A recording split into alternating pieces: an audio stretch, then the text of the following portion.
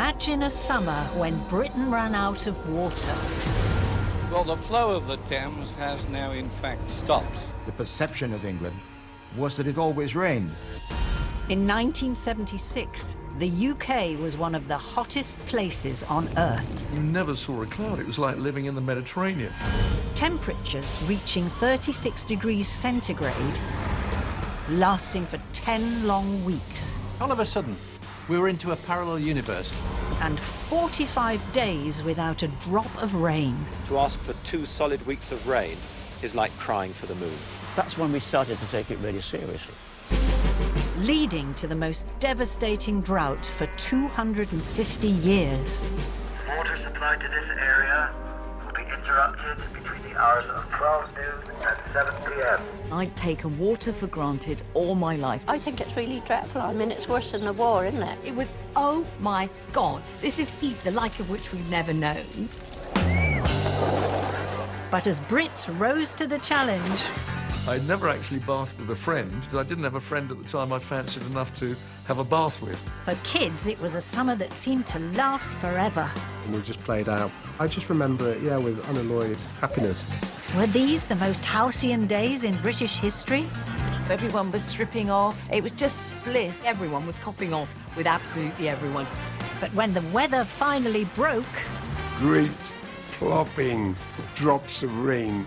ending months of communal standpipes for millions of Brits, society would never be the same again. It made us all watch each other in a kind of Stalinistic way.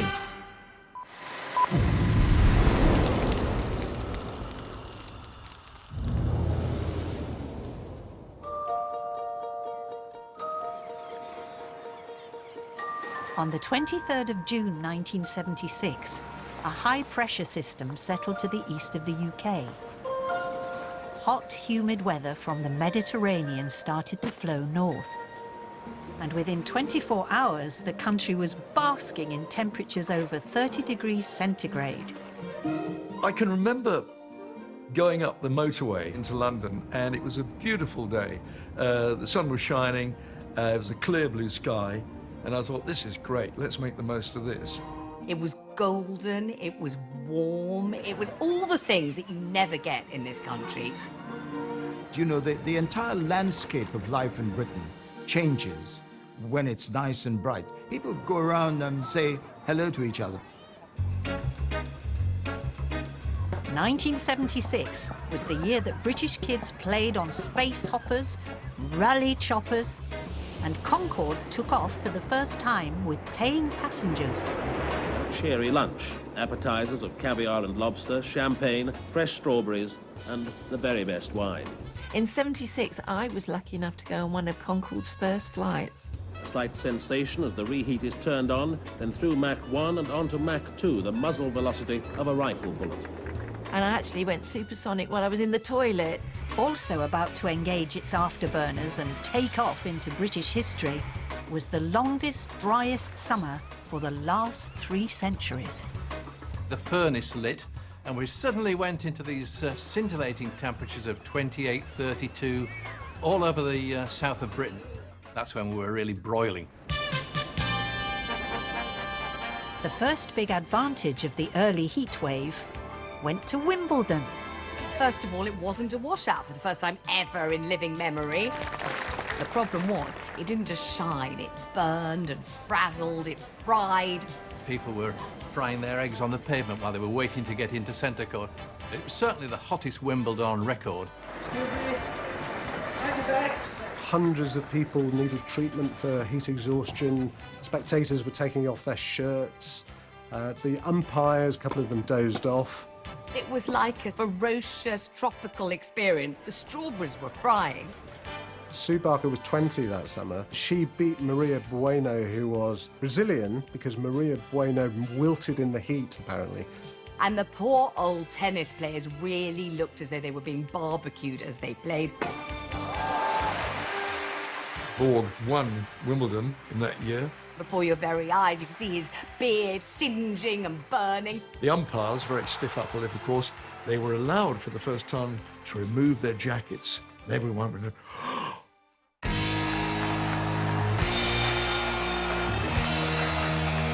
After decades of prosperity, Brits were facing a new era of austerity. Per tonne, the cost of both English and imported wheat has gone up about 25% in the last year. This was a year of industrial action and a standard rate of tax at 35 pence in the pound. Jim Callaghan's Labour government was trying to run a country that was running out of cash. From the moment he arrived at number 10, the economic clouds lengthened. The government had to borrow billions from the International Monetary Fund and cut state spending. We're at a time where the whole world economy was hit twice by massive oil price increases. Furthermore, the United Kingdom was at war. On the home front, of the 41 people who have been killed in Northern Ireland in this month, January, 24 have died as a result of sectarian attacks. It was the peak of the Troubles. London had suffered 12 IRA bombs in January alone. We spent long evenings around Westminster just waiting for something to happen. Last night's bomb was placed within a few hundred yards of Marble Arch. It went off without warning. And there was great anxiety about it. So, for a worried and weary nation, the start of the heatwave in late June came as a welcome relief from tough times. I don't think anyone knew what we were in for. For the first couple of days, we were anxiously waiting for rain, which was obviously inevitable. And then another day went by, and another day went by, and still no cloud, and still no cool and no shade. I'm enjoying every minute of it. What have you been doing? Have you been sitting out in the sun? In the park every day. And I got home to help, so I'm out all the time, making the best of it. It was so hot that on the 25th of June, a lioness fainted at the Roberts Brothers Circus in Norwich. Roberta the lioness, she was called. And the elephant's bathwater at London Zoo was saved to water all the plants and the gardens. London was ill-prepared for the heatwave. Temperatures on the tube were soaring to 37 degrees centigrade. At that time, I'd travelled around on the Underground, and it used to be so hot and sticky. You'd have some man holding onto the toggle in front of you with BO. The sweltering conditions created a perfect storm for the first major incident of the long, hot summer. On my show, there was a Radio 1 bulletin and that said that people were trapped and nobody was geared up for it. At 10:30 a.m. on the 25th of June, the Bakerloo line suffered catastrophic signalling failure between Swiss Cottage and St John's Wood. It was stiflingly hot anyway, and a journey that was meant to take 8 minutes took over 90. There was no air conditioning or anything, and people were passing out. This big blonde guy who was stripped to the waist started swinging on the leather straps until finally he was able to kick the windows through. People started walking along the track, which I would have thought was quite dangerous. I mean, you don't know if it was electrified or not, but it was a horrific event. Not even an apology, actually, from London Transport. They said, well, you know, nobody went to hospital, nobody died, and so, you know, it's just one of those things. As passengers staggered out into the sunshine, few realised that their experience was just the first in a pattern of heat-induced events that over the following 9 weeks would test Brits to their limits. It was like a really horrible, cheap, low-budget horror film, and it was really happening at a seaside near you. By the beginning of July, the long, hot summer of 1976 was just 2 weeks old, but already starting to break all records. It was, oh my God, this is heat the like of which we've never known. For 15 consecutive days, temperatures across the country reached at least 32.2 degrees centigrade, peaking at 35.9 on the 3rd of July in Cheltenham. Everyone was sort of stripping off, and the men were all walking with no shirts on in the street, and it was just bliss. I loved it. I loved every single moment of it. I was jet skiing, I was water skiing. It was just absolutely amazing. Every day it was sunny. Every day there was a blue sky, and you never saw a cloud. It was like living in the Mediterranean. The parks were full, the swimming pools were full, people were having barbecues, beaches were packed. I can remember I did a Daily Mirror commercial on the beach, and we had trouble to find a piece of sand that we could film on because it was absolutely full of bodies, all frying in the sunshine. That summer, the advertising industry pulled out all the stops. Glamorous sun cream ads promised the perfect tan. On your side. Now you can stay in the sun longer, because Ombre Solaire has a special new filter to help protect and moisturize your skin for a deeper tan than ever before. But the harsh reality for bronze-crazy Brits was a very different story. Sunburn was obligatory. You wanted to burn. I did laugh because you go down the pub and see these men with complete T-shirts on, of burnt arms, burnt necks. And the peeling nose, the burning cheeks, the burning shoulders, peeling skin flaking off all over the place. That's what we wanted. We aspired to that. I used to actually put baby oil on, so I'd just sit there and fry. If we wore sun cream at all, it'd be factor 2 or factor 4. Now it's factor 50. Splash it on all over, you know. It was just fun, halcyon days where people just enjoyed themselves, and it was great to be able to plan. You think, right, next weekend we can all go to the park and have a picnic, or we can all go to the zoo. You know, you could go down to the Radio 1 roadshows, which were massive in those days.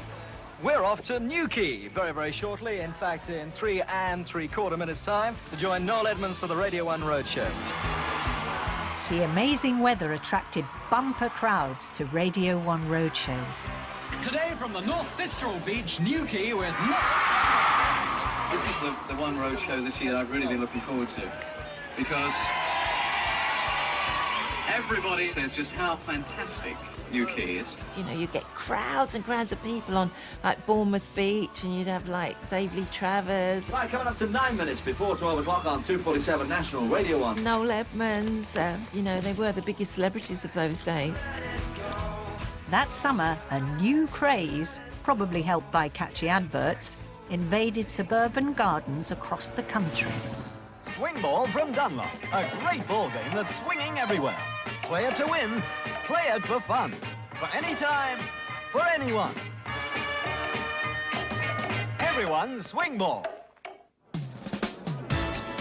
And if families couldn't afford a tennis ball on a string attached to a stick, kids were simply expected to make their own fun in the sun. We just played out, we played sports, we were playing football, tennis, cricket. So I just remember it, yeah, with unalloyed happiness, really. We had no mobiles. I mean, I was considered a person of disappearance regularly by my mother every 24 hours because she could never find me. I remember my West Indian friends talking about the fact that this is not the London they had come to. This was unexpectedly hot. I was a drama student. We were at the Hippodrome Theatre and it was hot. I was dressing the whole of the cast of Dad's Army. Ian Lavender was so hot, he would be in his underpants till 5 minutes before he was due on stage. I remember chasing him through the corridors, telling him he has got to get these thick flannel trousers on now. When it came to the less savoury side effects of living with the heat, this was the era products boasted they could stop us sweating altogether. Now, new Sure gives you a promise of confidence no other antiperspirant can beat. Sure has an unbeatable new formula that helps keep you dry, even here. New Extra Dry Sure won't let you down. But in the early midst of Britain's longest ever heat wave, we needed a better solution. Air conditioning was almost born in that era. In the centre of London, near the clamour of congested traffic in Trafalgar Square, lies the cool, comfortable office of the Air Conditioning Advisory Bureau. People had to go to work in suits. They went into an office, no air conditioning. The main air conditioning was in the cinema or in restaurants. An underground bar and bistro in the heart of an industrial city. A situation to test any air conditioning. Smoke and kitchen smells whisked away. I read about a Debenhams department store in Southampton that was the only institution in the city that had an air conditioning unit. They realised running it for one day during this summer cost them their entire month's budget, £2,500. They never turned it on again. Nothing had been seen like this since records began. What on earth was going on with the British summer? We always look towards the summertime as being intense high pressure coming in from the Azores, a nice finger coming up towards the UK and introducing fine settled weather for at least a week or two. But in '76, the traditional Azores high was here to stay, thanks to the jet stream blocking in the mid-Atlantic. It was particularly stubborn that year. It was allowing the hotter air to come further north, helping to intensify the high pressure with new areas of hot weather coming up from the south. Well, I think that it's going to stay mostly settled, generally speaking stable. Temperatures may drop down to the mid-80s. Those days of weather forecasting were based on observations coming from radio sondes, balloons being sent up into the atmosphere. The need to know about winds, temperatures and humidities in the upper air makes the weathermen dependent on this large hydrogen-filled balloon, which will be stable and steady in flight and relatively simple and cheap to operate. These weather balloons regularly reach heights of 27,000 meters. That's about 15 miles. It was a question of getting the observations down onto a chart, plotting the chart, drawing your isobars, lines of equal pressure, and working out where the highs and the lows were. It was very much pre-computer. Meticulously, the forecast sheets are penciled in. Which means that you could forecast about 2 or 3 days at best. Hello, Shanghai. Are you the supervisor? Yes. In 1976, there were no weather apps for the latest forecast. The closest thing we had to the internet was a telephone exchange. Today, an extraordinary range of information is available by just picking up the telephone. And I'm standing now in what is, in effect, the nerve centre from which all this information is dispensed. Yet, only half of the UK population had a landline. The average house price was under £13,000, a weekly wage £72, and a pint of beer would set you back 25 pence. To stand outside in the street drinking your pint of beer, which these days we take completely for granted, in those days didn't happen until that summer. That's really when it started. I think the only thing that put me to sleep was those 3 pints of beer in the pub every evening, because you just had to keep replenishing. There was a casualty doctor at Charing Cross Hospital in London, and he said that everybody should drink a pint of beer and eat a packet of crisps to replace the salt and the fluid that they were losing through the heat. It's the peak of the holiday season. Because of the hot weather, sales of some drinks are up by 30%. A newfangled chilled beer was rapidly swallowing up 20% of the UK market. Suddenly people were drinking lager because it was advertised on the telly every 10 seconds and you kept seeing the advert and thinking, oh, lager, marvellous. 3 pints of Skol, please. Sorry, we don't sell Skol here. The lager of the moment may have boasted a Scandinavian-inspired name, but it was actually a brand developed in central Scotland. Clear, golden, beautiful head. And that flavour. Skol drinking. It's the taste that makes you do it. There wasn't the kind of convenience culture then that there is now. So we take ice, for instance, we take it completely for granted. You go into a pub now and ask for a gin and tonic and you expect it to be kind of filled up with ice. And in those days, if you were lucky, you might get 1 cube of ice. Suddenly, people were asking for 6 cubes of ice. There was no ice dispensers back then. The extraordinary thing about this time is no one ever drank water. A glass of water was looked on like something that had come out of your bath. We only ever drank squash. We always had a jug full of tap water on the table, which meant that any other drink at all was just impossibly attractive and exotic. As the summer heated up, I just drank more and more Coca-Cola, or more and more Tab, more and more Fanta. They were very often just warm, just handed to you off a shelf. Newsagents didn't have fridges. One was a kind of Fanta drink that had a polar bear on the front of the glass bottle, and it furred your tongue up as you drank it. In the 70s, soft drinks were marketed for their sugary rush properties to almost hallucinogenic proportions. Hi, man. This is Cresta's new flavor, black currant. I wonder what's...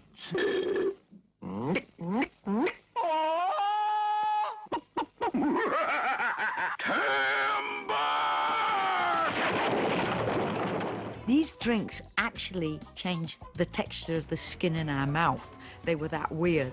Nobody thought twice about drinking fizzy drinks, nor did we know about the dangers that you were doing to your teeth and also in terms of obesity.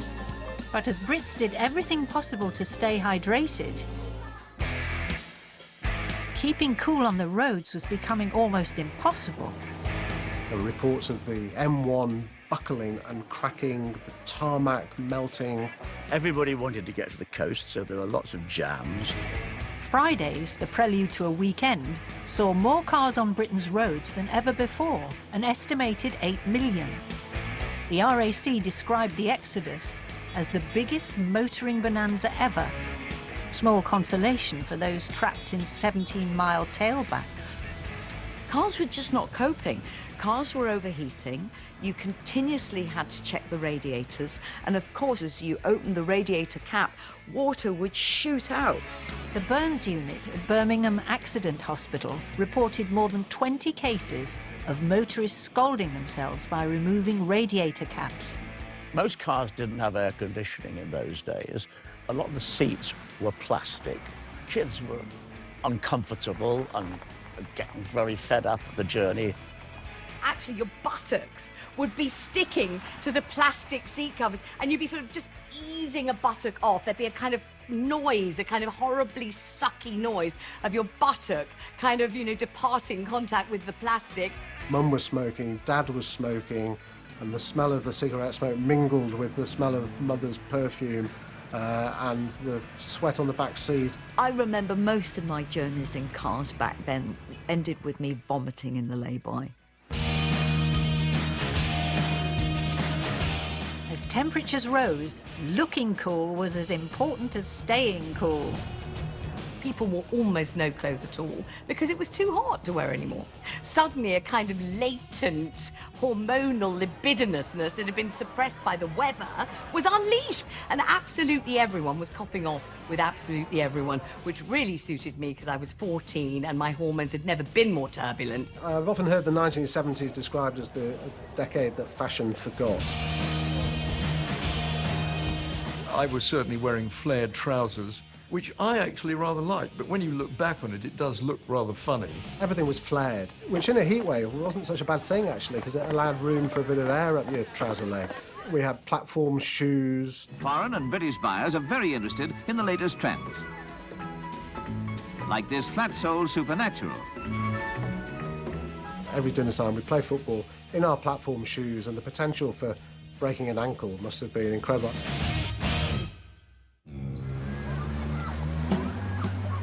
But the good times of the first 6 weeks of the long hot summer of '76 were about to come to an end. A cooler snap was on the way, but it wouldn't be bringing rain. And Britain was about to run out of water. None of us had ever known anything like it, and my grandma Sybil said, "This is the end of the world." Just as Brits thought they couldn't handle the heat any longer, temperatures returned to average, a blessed relief from the hottest 4 weeks experienced since records began. There was no doubt about it. It did go a little bit cooler for a time, and you wouldn't believe it, a frost was actually recorded. Unbelievable, really, but that's because it was so dry, so any of the heat that was in the ground immediately was lost to the atmosphere. But the cooler temperatures had failed to relieve the dry conditions. By now, rain hadn't fallen in parts of southwest England for 45 days. I mean, the Brits love the weather. We just love talking about the weather. And it got to a stage when people didn't stop talking about the weather so much, except when is it going to rain?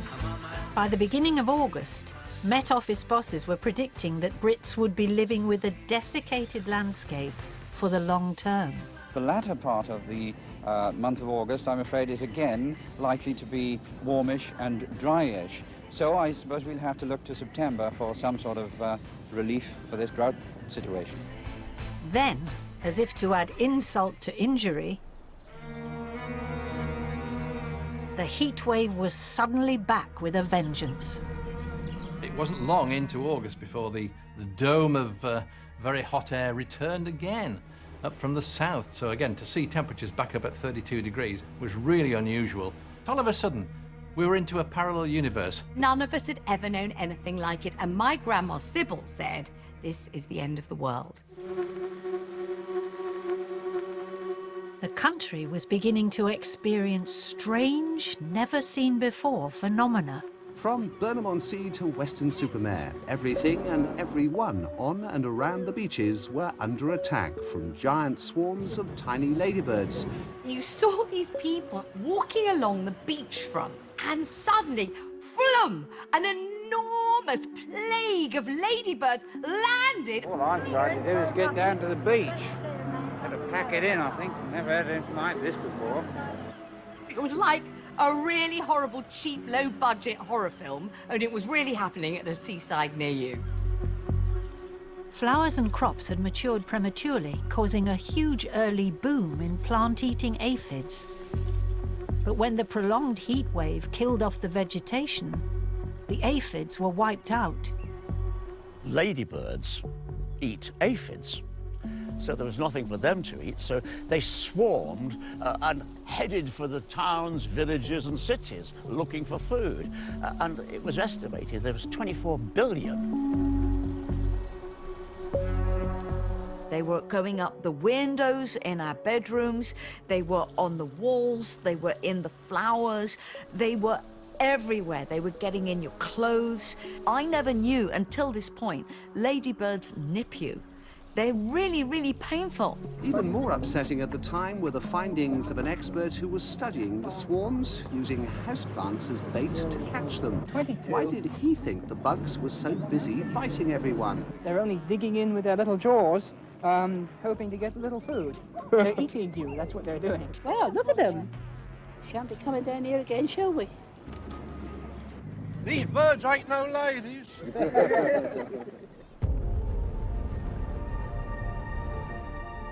The ladybird plague was merely an early indicator of an impending crisis.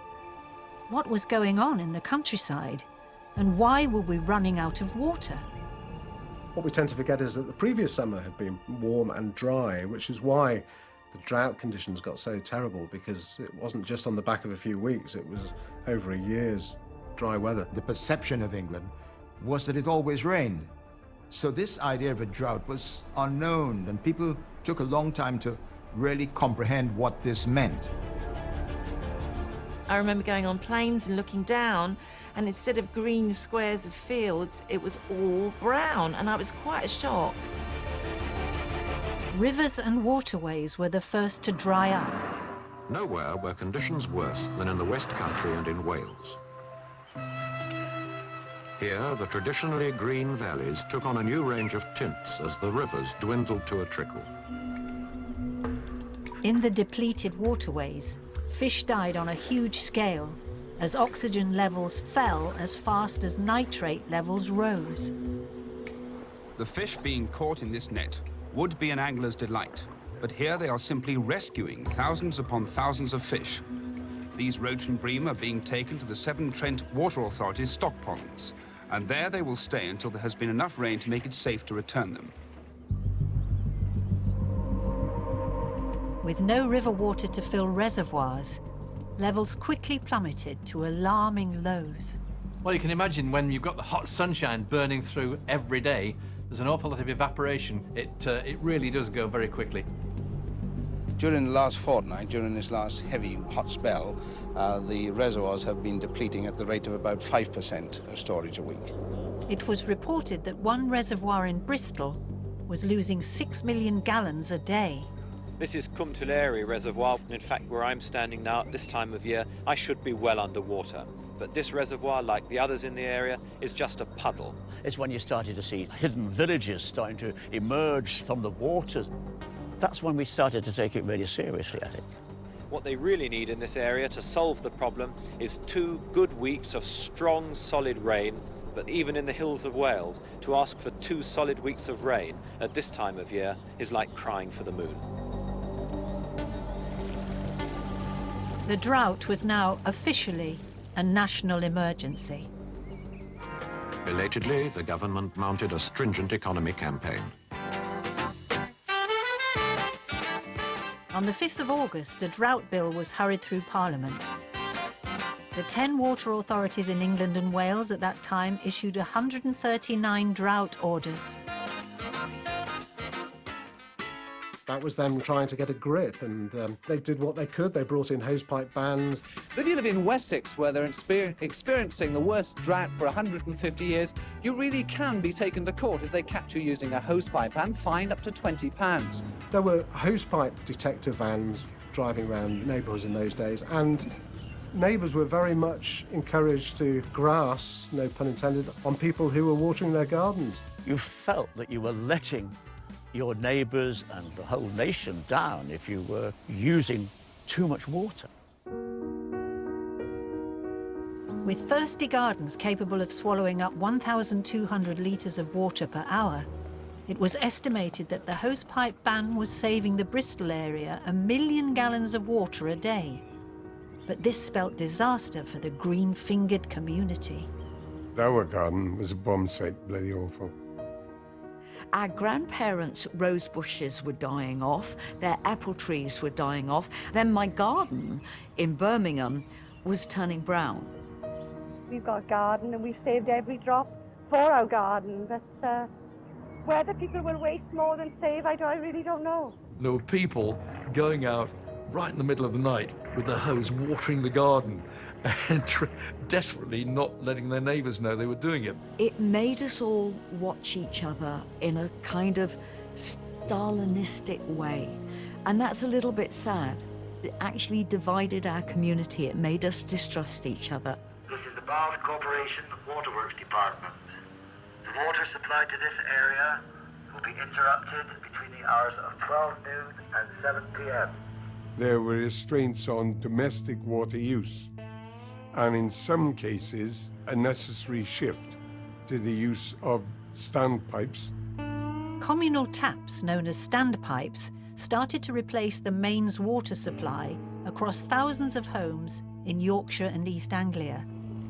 A man would come down the street with a big, huge screwy thing, lift up something in the road and just turn the mains off. How do you feel about having your water cut off for 8 hours at a stretch? Well, it's going to be a little difficult, isn't it? What sort of difficulties is it going to cause? Well, I have 2 children of 19 months. And there's all their nappies to wash and all their clothes. Eventually, we had to collect water in the street at certain times. We had to fill buckets, we had to fill any containers we had. We were even filling jugs. And it was, you know, what life is probably like in certain parts of the world all the time. 1976 underlined the truth of the old aphorism. Water, wherever it's found, is a prime essential of our lives. I'd taken water for granted all my life. It never occurred to me how precious water was until this year. I think it's really dreadful. I mean, it's worse than the war, isn't it? They've withdrawn their services. I'll withdraw my payment for the time that they do it. Thank you very much. That's what I intend to do anyway. Thank you. Thank you very much.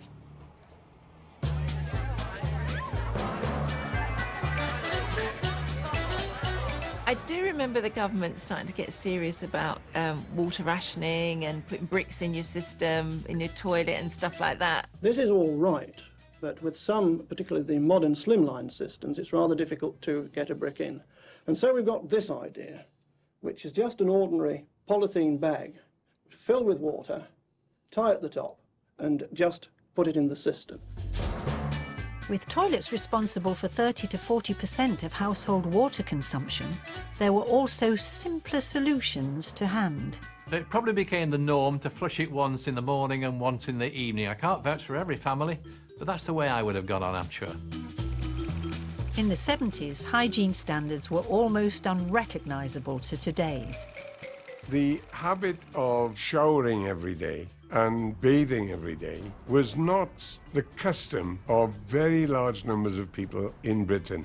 However, of course, everybody who worked in heavy industry had daily showers at work.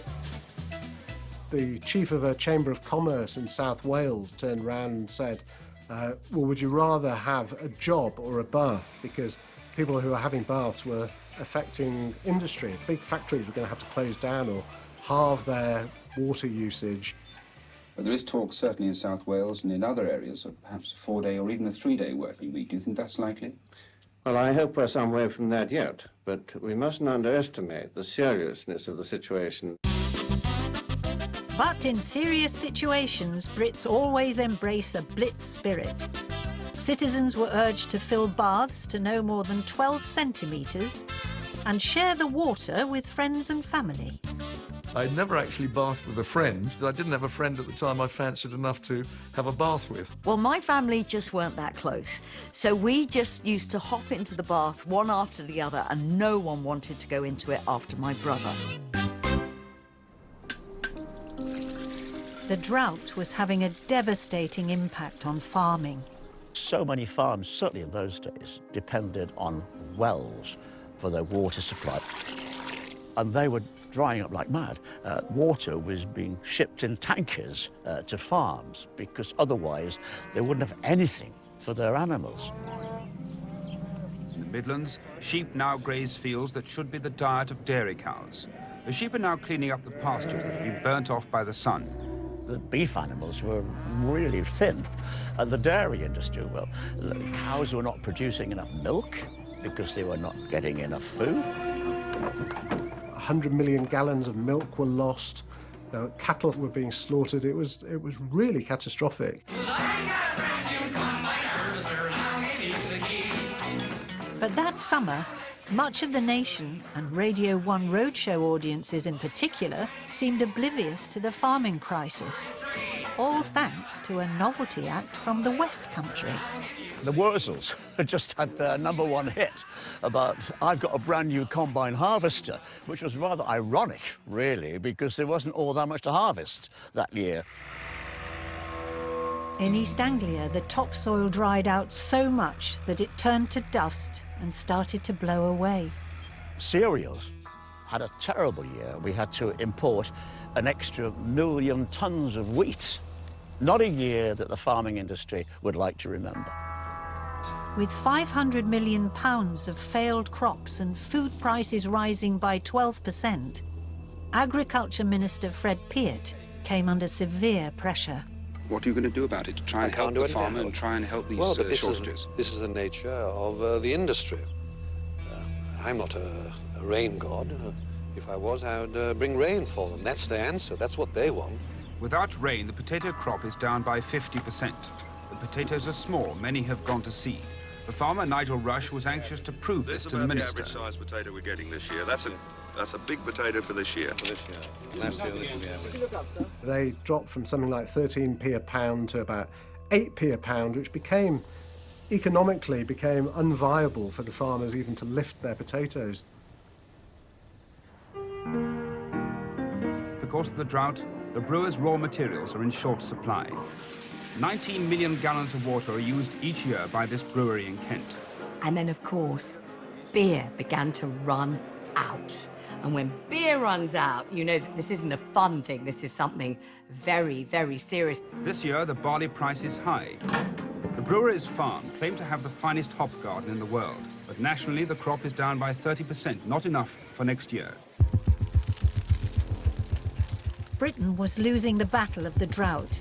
The last 2 weeks of August would bring more desperate measures, madcap schemes, and even opportunities to make a fast buck. Ice cream vendors were cheating children by giving them smaller dollops of ice cream.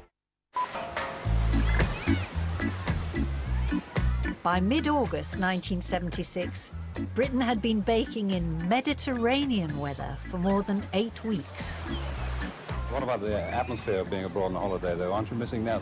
I don't think we are. The children are as happy here as they would be abroad. And we're enjoying ourselves. Well, what better atmosphere? 1976 was the only year that I can ever remember where if somebody else had booked a package tour to Mallorca, you felt contempt. Ha! What a waste of money! Look at the sun, you fool, you dimwit! With Brits enjoying a spectacular holiday season on the home front, a summer business boom was on the cards.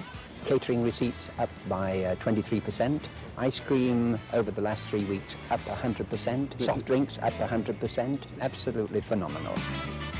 Ice cream salesmen really made a fortune that year. There was always an ice cream van, seemed to be parked in every single road. Didn't even hear the bell because they were just constantly parked there. And of course, people were taking advantage all over the place.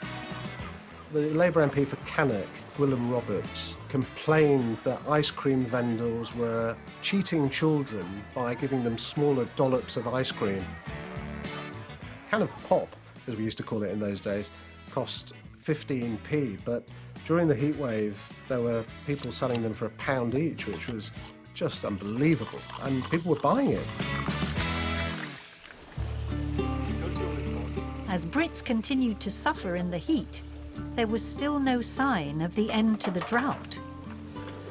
This wonderful weather we've got here, which you and I are enjoying now, is really our worst enemy. If only it could damn well rain, we should be fine. Water board bosses were being urged to think out of the box. Can put rockets on Mars and send men to the moon. Surely they can turn seawater into drinking water. There's still a lot of water around in Britain to drink if you can purify it. Well, here on the River Avon, the Wessex Water Authority are doing just that. All the scum is forced up to the top by these little air bubbles, and you can see them coming out rather as they do when you take the top off a bottle of lemonade. And that forces the scum up to the top, so it ends up like that. Scum on the top, clean water underneath. Anybody who expressed some doubt about that being a good idea was firmly told that it didn't smell. And less than 1 hour after coming in from the river, it's drinkable. A series of increasingly madcap schemes were in the pipeline. First up, cloud seeding. You could fly an aircraft into a cloud with silver iodide crystals being thrown out, and that would actually act as a nuclei for moisture to form on. And then eventually that would produce rainfall. But it would cost an awful lot of money if we were to do it on a regular basis, and I don't think it would have worked anyway for too long. Some ideas were truly gravity-defying. People were very resourceful, but also pretty crackers. The flow of the River Ouse was reversed because they dammed it up and made it flow backwards. Operation Rodeo involved damming the river in the Fens and pumping 30 million gallons of water 30 miles back over 7 locks from Ely to the Midlands. I'll come back again. And when it came to finding new water sources, there was no shortage of willing volunteers. Well, it isn't mumbo-jumbo. I've been doing this divining this lot 40 years, and I can guarantee that where I water divine, you'll find water. There. But if water divining didn't work, there was always divine intervention. Villiers Road, Southall, was the setting chosen for this attempt to transport the Guru's rain-producing efforts from the Punjab to Britain. There were suggestions about, should we have some sort of semi-spiritual way to get us a little wetter than we were in the drought. I asked him, with the Guru's help, what are the chances of rain? I would say that the success of the rain occurring is 80%. People were doing anything they could, even rain dances. It was probably a joke, but I took it literally. And I remember going out into the garden and doing a rain dance and just impersonating what I'd seen on a cowboy film, you know, totally culturally inappropriate. But I was just going around kind of howling like a wolf, trying to evoke rain. Dubious attempts to encourage rain mirrored our awkward movements to 1976's summer soundtrack of positive pop. It was a lovely time for very jolly, kind of innocent type, poppy, beachy kind of music. And it kind of went with the weather. They were writing songs that felt good. We won the Eurovision Song Contest. It was when the rest of Europe loved us. The United Kingdom won. We had Brotherhood of Man, Save Your Kisses for Me. Save your kisses for me. Save all your kisses for me. Bye-bye, baby, bye-bye. Not a great song then and not a great song now. If they call it Save All Your Bathwater for Me, then it might have played well that summer, I suppose. Another historical competition and the hope of a second great British victory guaranteed a distraction from the drought.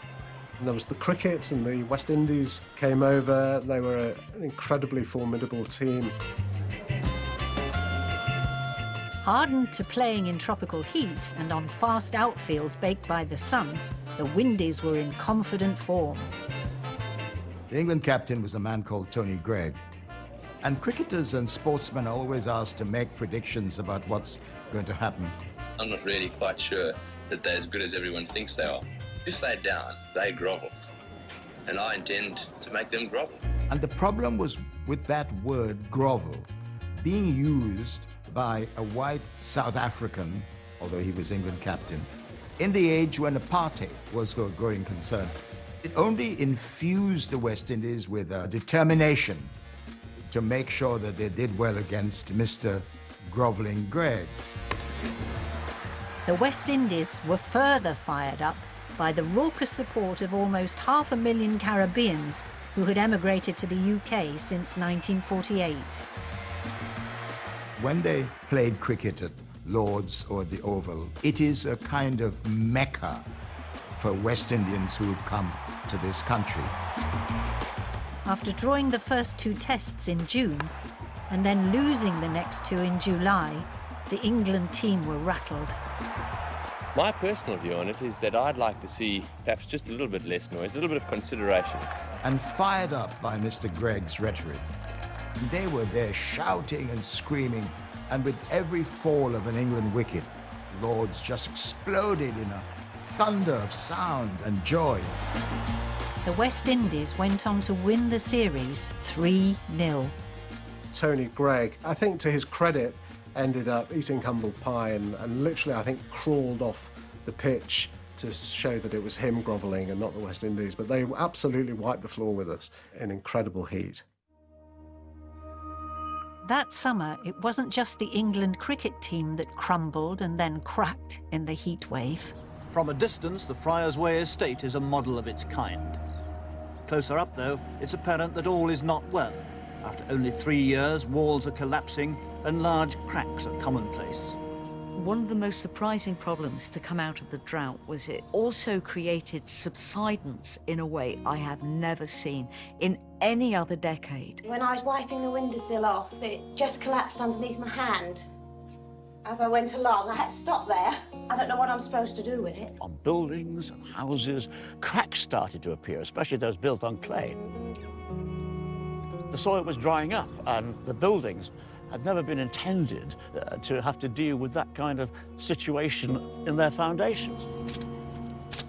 The cost of repairs in Dover alone could run into hundreds of thousands of pounds and create an important precedent to be followed by council tenants facing similar problems elsewhere. So that was a big problem. It cost millions and millions of pounds in restoration work. But worries about cracks in walls would soon pale into insignificance. Fires were bursting out all over. Heathland, moorland, and forests and woods. As the nation began to count the environmental and human costs of the driest summer in British history. Kids were jumping into rivers and they were dying. As Britain entered the last 2 weeks of August 1976, there was still no end in sight to the driest summer since records began. Forest fires were being reported from Scotland to the Channel Islands. Fires were bursting out all over. Heathland, moorland, in forests and woods. The fire brigade couldn't control them because there was no water to dampen the fires. So you wouldn't believe how terrific it has been. The pressures all day and all night. We haven't had time to get back for meals or rest, recreation, anything. On the 19th of August, the Forestry Commission disclosed that fires had destroyed about 1,000 acres of plantations valued at £500,000. Many forests were closed to the public until the end of the drought. Everything was tinder dry. And of course, some people would stupidly smoke and then throw the stub end away, and it was still alight. It was a real problem. If someone came along and lit a pipe at the moment and threw away a match, it's quite possible that the fire would start up immediately that the match hit the ground. There were forest fires, the kind now that we're used to seeing on our television screens happening in California and Australia, wildfires basically, and they were a daily occurrence. This is how dry things are. And we spread very rapidly through a forest area. In fact, some people are absolutely staggered by the speed of travel of fires in this situation. Perhaps the worst day was on the 22nd of August, when conflagrations destroyed 200,000 trees in South Wales. The Hampshire Fire Brigade found itself fighting more than 160 individual fires. And in Dorset, 346 elderly patients became trapped. There was one old people's home in the path of a fire. They had to be very quickly evacuated because the fire was advancing at 30 miles per hour. These were problems on a scale that we hadn't really experienced before. It would take decades for all of our natural habitats to recover. But the prolonged heatwave was having an immediate and devastating impact on people's health. In 1976, none of us were that aware of the effect on the elderly, and they were dying. Very old people who particularly have controlled heart disease, that as soon as they get exposed to these high environmental temperatures, then of course they do have severe risk of going into heart failure. Doctors are always telling us, though, that this thing is bad for us or that thing is bad enough. Now you're complaining about the heat. Do you really expect to be taken seriously?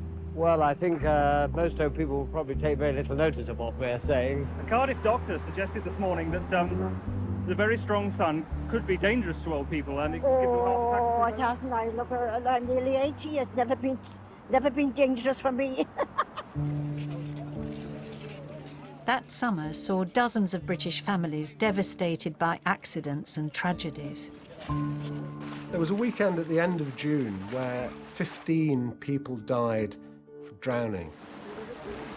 Mostly children, swimming in reservoirs and lakes and rivers, not aware of the dangers. Well, for children in 1976, there were a lot of government warning films being put out on the TV, and some of them, I remember one with a Grim Reaper in it. It was absolutely terrifying. This branch is weak, rotten. It'll never take his way. Only a fool would ignore this. But there's one born every minute. Under the water there are traps. Old cars, bedsteads, weeds, hidden depths. It's the perfect place for an accident. But I think when you're a child and you're very hot, you know, even though you've seen those films, you think, oh, that's just grown-ups being extra careful. And kids were jumping into rivers and they were dying. Drastic times would call for drastic measures. It was time for the government to step up and come to the rescue. The solution was simple. They appointed a Minister of Drought. His name was Dennis Howell, and it was all down to him. He was somehow gonna make it rain. On the 24th of August, the Labour government's Minister of Sport found himself promoted overnight from the subs bench. Why is the Minister of Sport being made a Minister of the Drought? Well, I think you better ask the Prime Minister, but maybe because there's not going to be much sport played. So he's going to make it sportily rain and rainily sport. This poor guy, how was he going to make it rain? It was a job that I certainly wouldn't have envied. Howell was walking into a perfect storm. There was quite a problem with the Thames. There was just a trickle of water coming down it. And that water actually was sewerage. It was quite horrible. Now the responsibility to solve the multiple crises across the nation rested upon his shoulders alone. Minister, you said that the Thames as a great river has now stopped. What did you mean by that? Well, the flow of the Thames has now in fact stopped. The Thames is leaking because of the subsoil being so dry, it's sucking water through the bed of the river. Watching that back reminds me, just how serious it was and how seriously we took it. You talk about a loss of 15 million gallons a day. That sounds extremely serious. Does it mean that the Thames is in danger of drying up altogether? We hope not, but it is serious, you're quite right. The consumers in the Thames water area use 1,000 million gallons a day at peak periods. We've got to get that usage down to 500,000 gallons a day. There's a very sort of menacing almost side to it, that if you don't, we're going to be in deep, deep trouble. The minister was given a portfolio of emergency powers. On the second day of his appointment, Howell set up a national drought helpline. It's certainly not a gimmick, no. I mean, the whole nation's got to take the matter very seriously. The 6 hotlines in London were manned by civil servants offering citizens advice and information. You want a copy of the regulations from the Thames Water Authority? Are you in Thames area? Good. Well, I'll see that they get in touch with you later in the day. I think it was more really to make sure that people didn't go against the hosepipe ban and were there other ways that we could save water. You want to know whether it's whether you're allowed by law to pump water out of a river running through your garden. Well, I'm afraid the position is that you're not. The minister's message of water austerity was clear. Hotels must reduce consumption by 25%. If they don't, like everyone else, they've been warned they could be cut off. Now dubbed the nation's drought supremo by the Sun newspaper, on the 26th of August, Howell embarked on a whistle-stop tour of the country's worst-hit areas. He spent every day visiting 5 or 6 places affected by the drought. Could you just see it from the top? Just see it from the top, yes. Good idea. Trying to ensure that he had people's understanding in what they were being asked to do. Then, on the 27th, just 3 whirlwind days after Howell's appointment, a strange apparition appeared in the skies above London. I was driving up the M4 motorway, and for the first time in weeks, I saw a cloud. It was a very small little cloud, and it just remained there. I did my radio show, I came out, and there wasn't just one cloud, there were quite a few clouds there. Could a traditionally wet August bank holiday be on the cards? For the first time since June, there were rumbles, there were clouds, there were actual big, fat drops of rain. Somebody said, there's rain on the windows. And actually, I went down 2-3 flights and went outside. And great plopping drops of rain on the terraces of the House of Commons.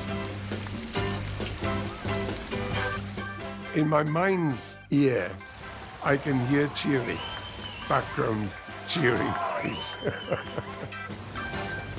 People went out with their mouths open. It's raining, oh my God! Dennis Howell, thank you, Dennis, thank you. The Minister of Drought had pulled off an unlikely miracle for both the government and the nation.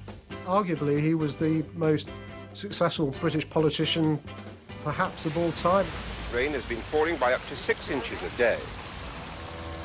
And then you had the problem of an immense amount of rain you suddenly had almost monsoon-type rain, and the ground was so hard it couldn't take it all back. Flash floods were not the solution the nation was looking for. We needed to get the rain back into the reservoir system and the underground aquifers and things like that. So we needed an awful lot more rain. Restrictions still apply in the Thames and the Anglia areas. The Datchet Reservoir in Buckinghamshire, which supplies London, is still only 2/3 full. But throughout September, the rain kept falling and falling and falling. It became very, very wet, and we finished up with the second wettest autumn since 1727 records began. Quite remarkable. By October, the heat wave of 76 started to become a distant memory. And the shift in the weather would also mark a cultural sea change for the country. Everything was changing at the speed of light. The water authorities say they've learnt their lesson. No one should run dry during the next drought. By the end of October, the Great Drought of 1976 was officially over. It was hugely disappointing. I mean, I just think, no, this glorious summer. Suddenly, it just seemed to rain and rain and rain. But the big change for me was October. I saw the Sex Pistols in Birmingham, and I remember the misery of the weather, standing outside, waiting to get into the venue. The concert was a sellout. It attracted those who believe that punk rock is all about safety pin jewellery, the just plain curious, and the costume wearers, seeking some publicity of their own. So when the Sex Pistols came on, they came on with a lot of attitude and a lot of energy, and the only way you could explain it was they showed us utter contempt. All they got was a bare chest, a lot of beer swigging, a few four-letter words from Johnny Rotten, and lyrics that might or might not have been objectionable. The Pistols was all about alienation, and we just stood and watched and thought, we like this. I suppose it's possible with the birth of punk that maybe the heat did play a part of it. But of course, Britain wasn't particularly happy at that time, I don't think. Industrial unrest, all kinds of problems. When you get a dramatic change in established weather patterns, the economy takes a very serious hit. By winter 1976, energy bills were soaring and inflation was at 16%. It's silly, you know, you've got your rent going up, you're putting the milk up from your kids, you just can't carry on. The cost of living was spiralling out of control. These potatoes cost 95 pence a pound. Would you pay that price for them? I can't afford to. What do you think of the people who might buy them? I think they're nutcases. While jobs and wages lagged far behind. Well, 5% no good to nobody, is it? Do you think you can win this strike? Yes, I do. As the stormy autumn ushered in waves of discontent, memories of that record-breaking summer were very different to how they would be today. It may well have been the first really conspicuous evidence of a global warming trend in the mid-70s, 75, 76, but nobody talked about it. We didn't worry about it. If there were to be a long, hot summer now, it would be completely different, because instead of being incredulous and joyful, oh, please, let it carry on, let it carry on, people would be talking about global warming, the planet, blaming ourselves, blaming each other, and I don't think there'd be the opportunity to celebrate and just feel as if you were experiencing something wonderful, which is how it felt to us then. It felt magical. Today is going to be hot and sunny, with temperatures up to 33 degrees. Over the last 20 years, Britain has suffered a series of scorching summers, such as those of 2003. Across much of Britain, the heat is on. In 2006, drought orders were back for a heat wave that affected the whole of Europe. Britain is not used to sun as strong as this. Our most recent drought was in 2018, where parts of the country went without rain for 50 days. The grass in Hyde Park has turned to straw. These have made us all aware that global warming is on the rise. But since 1976, the country has never had to return to widespread standpipes and water rationing.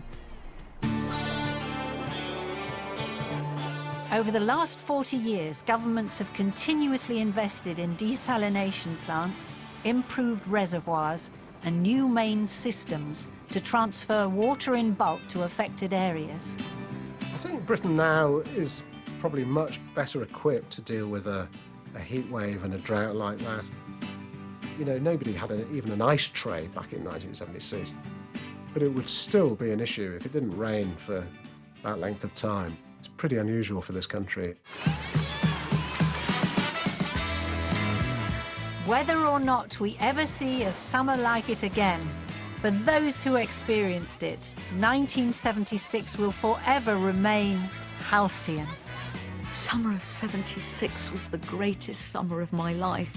My career began. I discovered a form of music that just built my future, and I loved it. It was fabulous. Not that I'm hoping for global warming, but I do love it when we have a really hot summer. And I wouldn't mind if another summer like '76 came round again. The long, hot summer of '76, the best year ever, the best summer of my life, a kind of epic, beautiful, unusual, unfathomable, inexplicably brilliant time. And we have never seen its like again.